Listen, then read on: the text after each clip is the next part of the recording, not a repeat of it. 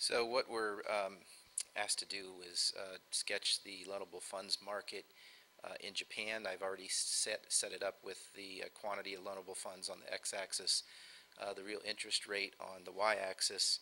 So we'll go ahead and sketch in the supply of loanable funds in Japan and the demand for loanable funds in Japan, and that would give us Q1 and an equilibrium interest rate R1. If, as the question said, Japan is attracting investment from the EU, those investment dollars are going to provide more loanable funds in Japan. So we would show an increase in the supply of those loanable funds, which would cause the real interest rate to fall from R1 to R2.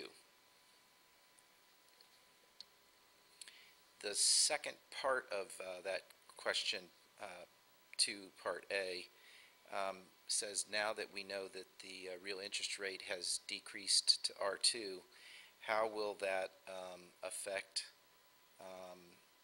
the employment level in Japan in the short run?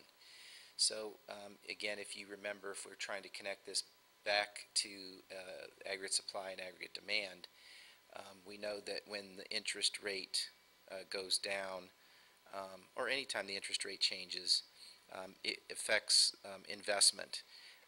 In the case of a decrease in the interest rate, that's going to cause investment to increase, and because investment is part of aggregate demand increases and shifts to the right.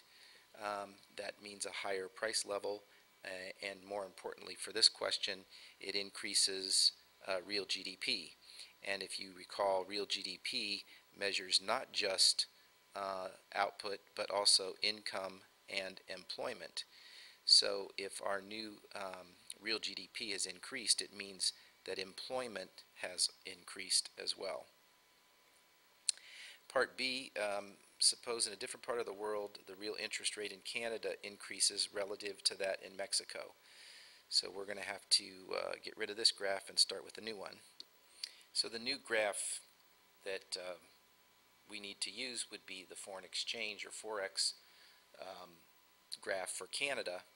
So you can see I've labeled it, and the quantity on the x-axis would be the quantity of Canadian dollars, since they instructed us to do this from Canada's perspective.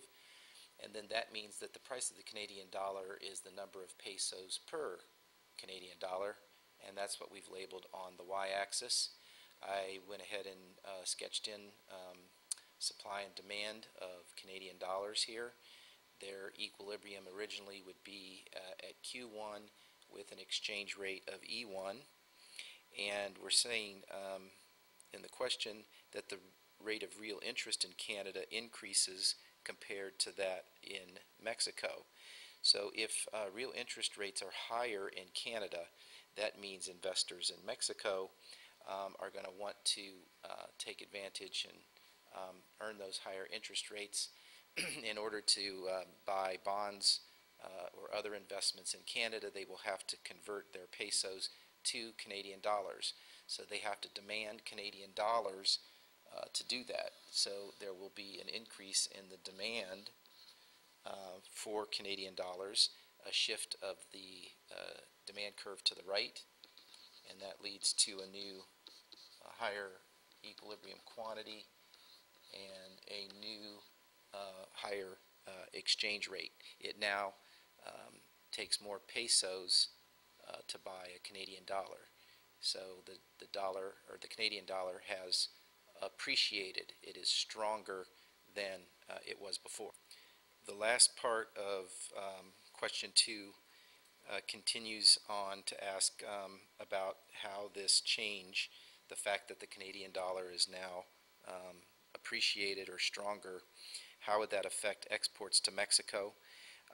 We would expect that exports from Canada to Mexico would fall, because Mexicans would find it more expensive to buy Canadian goods, even though the price hasn't gone up since it now requires more pesos per Canadian dollar to purchase those goods. It's the same effect as if they were a higher price.